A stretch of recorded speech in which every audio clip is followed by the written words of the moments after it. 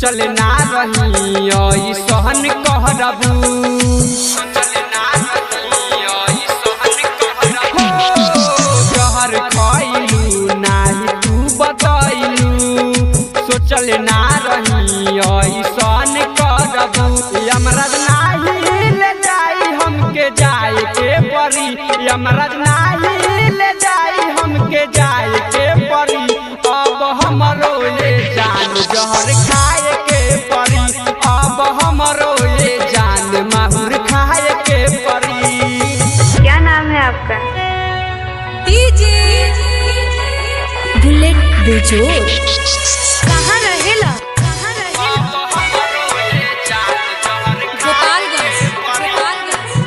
Recording हर scene खइले रहलू क्रिया रानी कइले रहलू आदा प्यार हम तो करते रहनी साधका से ज्यादा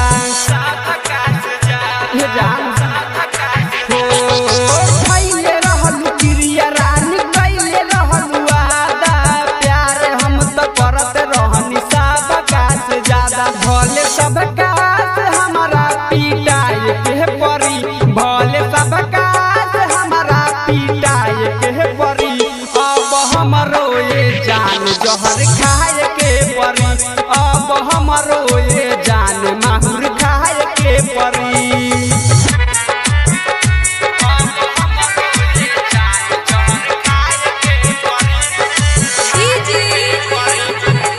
बुलेट बेजोर।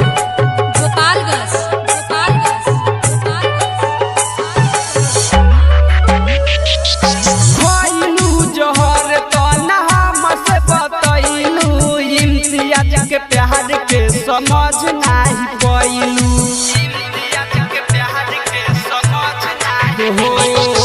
पैलू जहर तो न हमसे बतैलू कहरन के प्यार के समझ नहीं पैलू डीजे कुंदन के दिल से भुलाए के परी राजू छोटू के दिल से भुलाए के परी अब हमरो ये जान जहर खाए के परी अब हमरो ये जान माहुर खाए के परी।